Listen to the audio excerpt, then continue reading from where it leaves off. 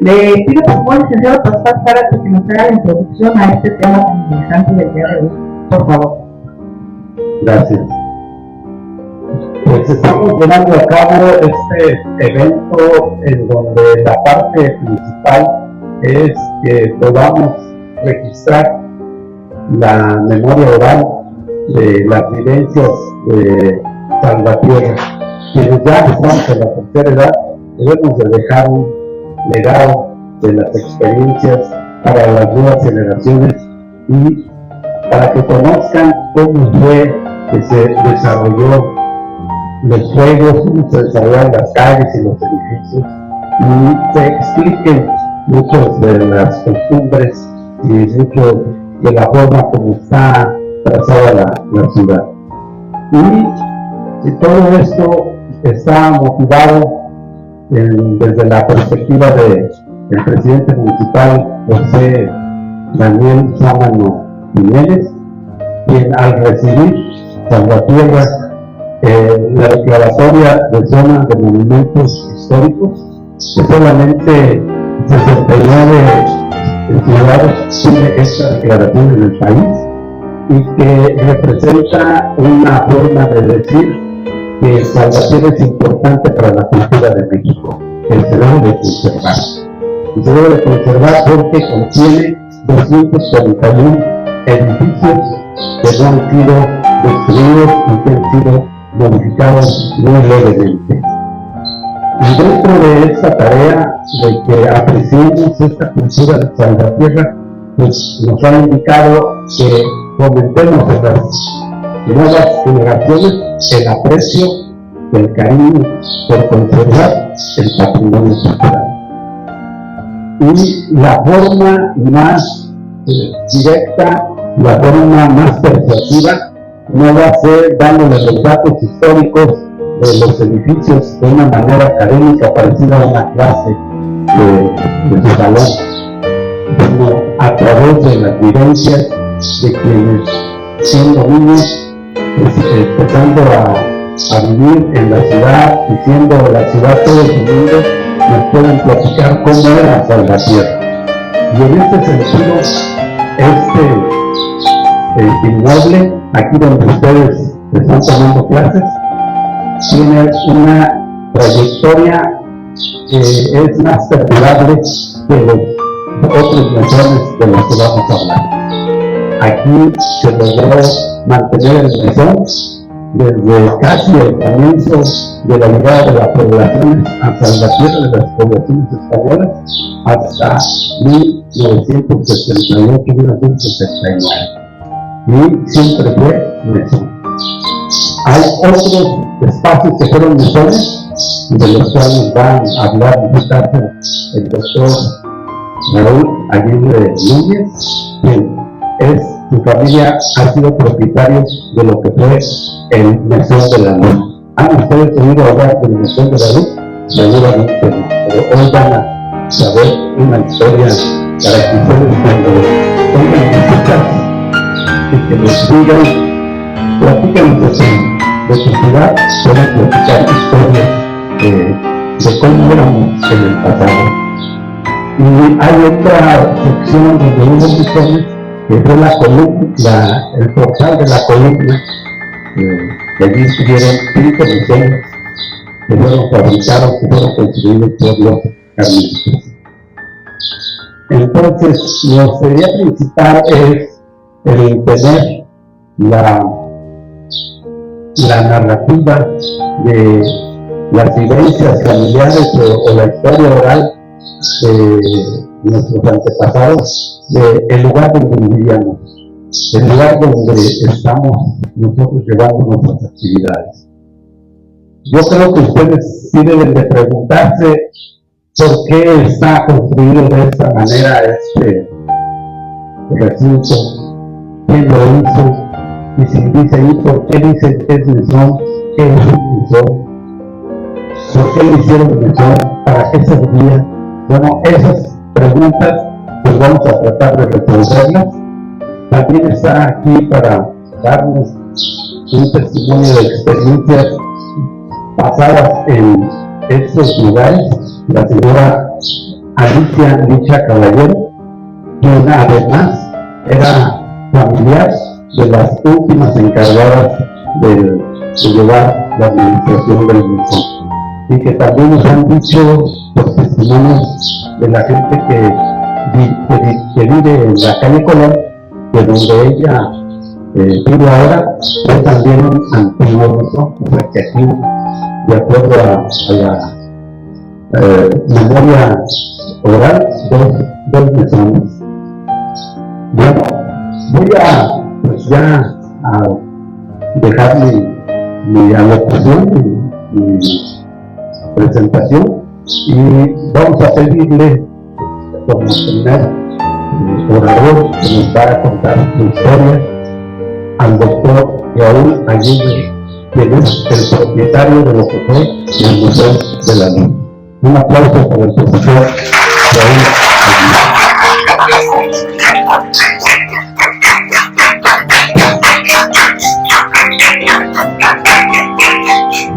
Gracias, muy amable. Gracias al hermano por la invitación. Es un honor de veras estar aquí con ustedes. Y es hermoso también que estas tradiciones se mueran, que sigan perdurando, sí, a través del tiempo. Así me sucedió a mí. Sí, que anteriormente, pues yo mi casera, yo no soy oriundo de aquí de Salvatierra, pero soy adoptivo, ya tenemos aquí 40 años de estar viviendo, sí, en esta hermosa ciudad que nos ha acogido de veras con mucha gratitud y entusiasmo. Comienzo a decirles que la casa del Mesón de la Luz, yo tenía la curiosidad de decir por qué era el mesón. Sí, porque en hoteles, porque anteriormente se les decía así precisamente, como era un hotel, o sea, un mesón. Sí, esta propiedad, para que lo ubiquen, se encuentra ahí en el jardín principal, sí, entre las calles de Hidalgo y Juárez, para los muchachos que están ahorita aquí presentes. Anteriormente, las únicas construcciones que estaban en el centro era donde está el señor Martínez, en la esquina, luego eran las madres, y enseguida nosotros la calle, todo lo demás era solar, sí, no había construcción alguna. Y yo me preguntaba anteriormente por qué había portales. Resulta que los portales los hacían los hacendados en sus casas para que la gente, cuando llegara a vender sus productos, se resguardaran tanto del sol como de la lluvia y poder ofrecer sus productos. Por esa razón, en muchas ciudades habrá portales y en otras partes no.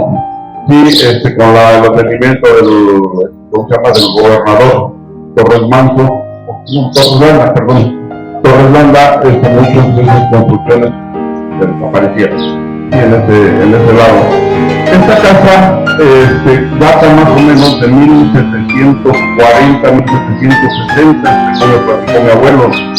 Esa casa duraron construyéndola más de 70 años. Increíble, pero dice, ¿por qué tanto tiempo? Anteriormente la gente cuando trabajaba, a veces nada más trabajaba por contacto, que les dieran a un cuarto donde vivir y comer, porque realmente casi no les pagaban. Sí, entonces eran 4 o 5 gente las que iban poco a poco. Sí, no sé quién sería el arquitecto, digo, ahí sí que honestamente, si se fija todos los casos, más o menos del frente, tienen la misma construcción.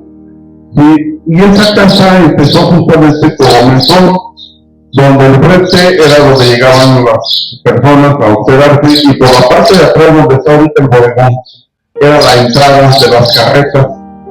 Sí, esa parte de la entrada de las carretas, atrás era el famoso abrevadero de los animales, los caballos, molas, etcétera. Pero en la parte de atrás de la casa, no traje una fotografía, y era donde eran las famosas caballeritas.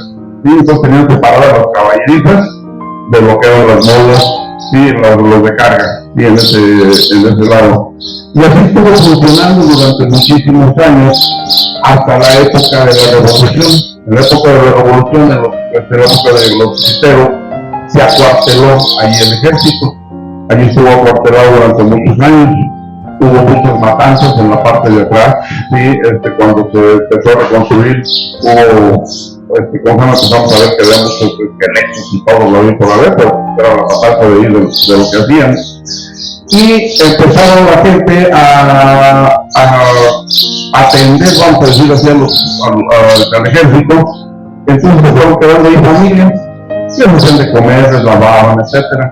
Obviamente se termina todo lo de la revolución, tras el ejército, pero se quedaron esas familias allí en la casa. Más o menos estamos hablando de un promedio de 30 familias, sí, era las que vivían en esta casa. Entonces, mi abuelo, Orlando de Yuriria, él traía el correo de Nuevo León, Yuriria, Salvatierra, en ese entonces, en el principio de los 1900. Sí, él traía su Fortinga, primero la carroza y luego después Fortinga. Y él adquirió varias propiedades aquí en Salvatierra.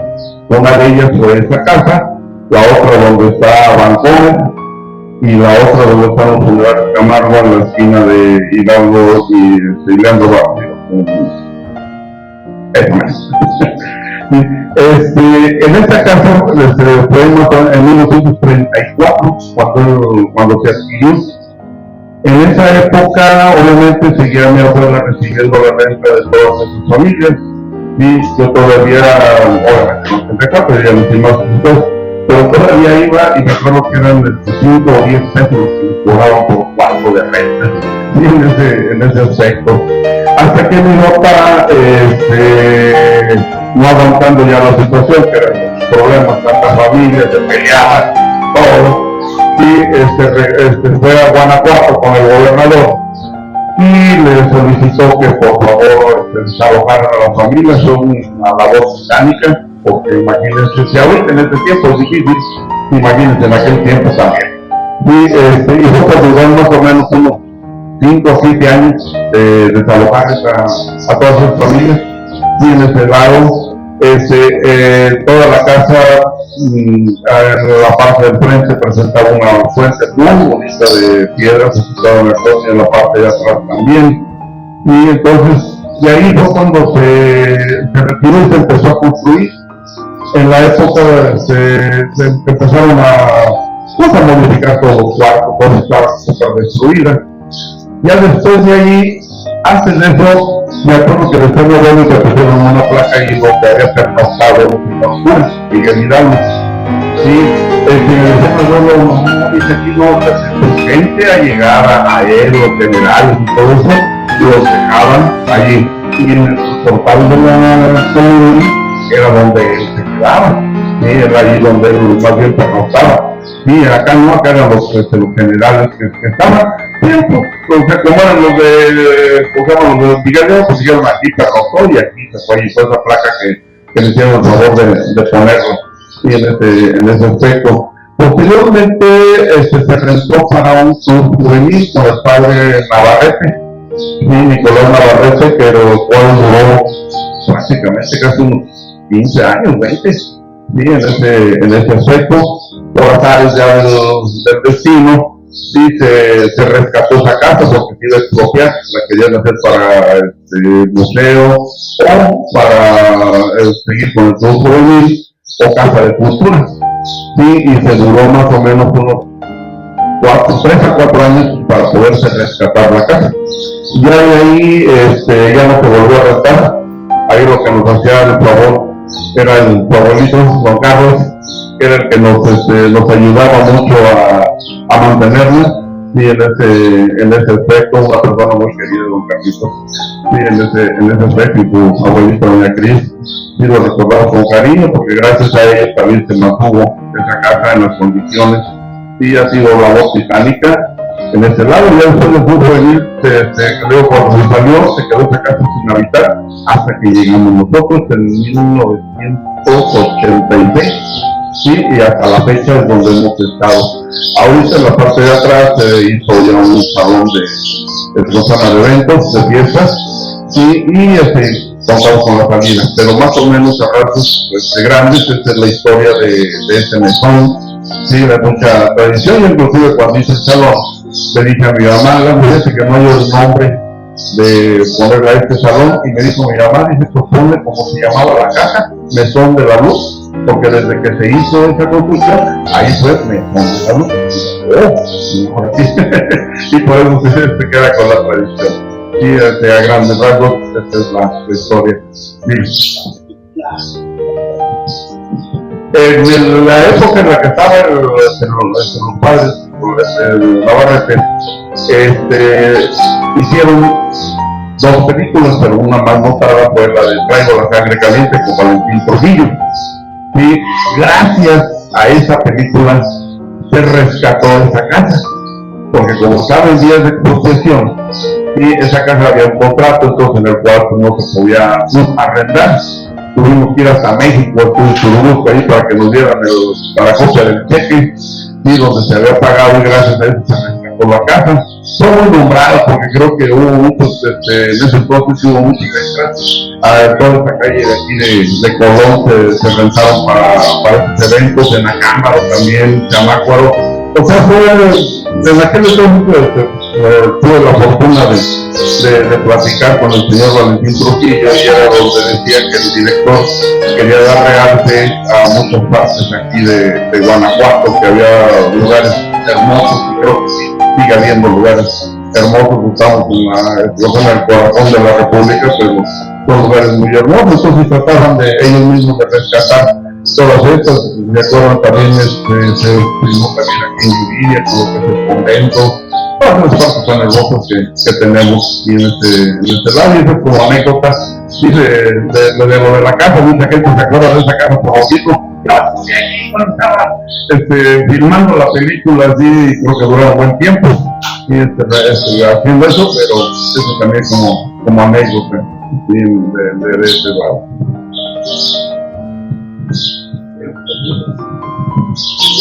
¿Una duda?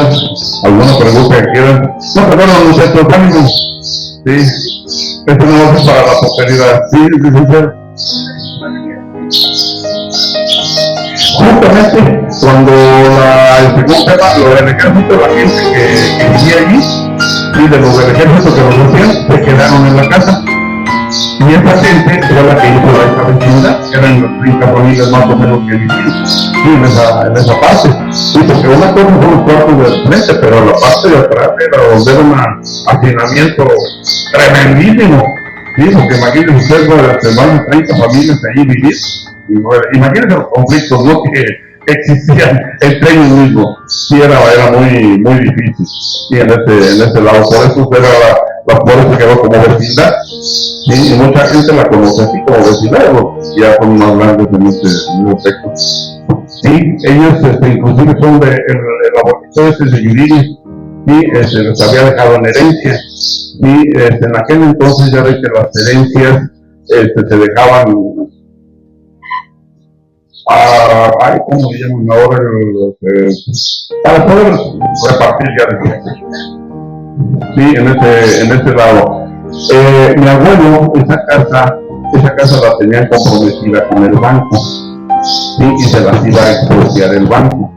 Entonces mi abuelo, cuando les dijo que les ayudaba porque las conocían, sí, y se la compraban, y ya cuando ellas estuvieran, si se querían, se la podían pagar o rescatar, y si no, pues que se quedaba con ellas. En ese entonces, inclusive esa casa fue vendida en oro. Fueron 150 pesos, 750 pesos en oro. Fue lo que costó esa casa, y al banco se le debían 300 pesos en oro. Era lo que le debían al banco, pues era lo que, o sea, ya que en aquel entonces hacían esos préstamos por las cosechas, y que era lo de las cosechas, no por otra cosa, sino que era lo de las cosechas. Y sí, efectivamente, yo conservo ahí las escrituras soy un mal memorista en cuestiones de nombres de ellas, pero dice que es de dos llamas las personas eran en la calle Yuriria, tenían varias propiedades. Aquí, entre ellas estaba también lo que es el estudio de guiones, varias propiedades que tenían en ese texto. Banco. Era lo que les decía, sí. Ándale.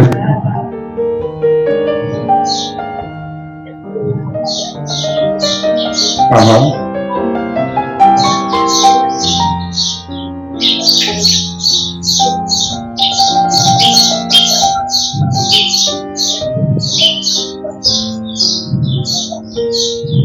Sí, yo esa casa me acuerdo lo que decía mi abuelo, que me comentó que esta casa, la de Vancomer, sí, él la compró y al mes o 2 meses la vendió porque le dieron a ganar 100 pesos, ¿no? Y dijo, pasó, pero luego.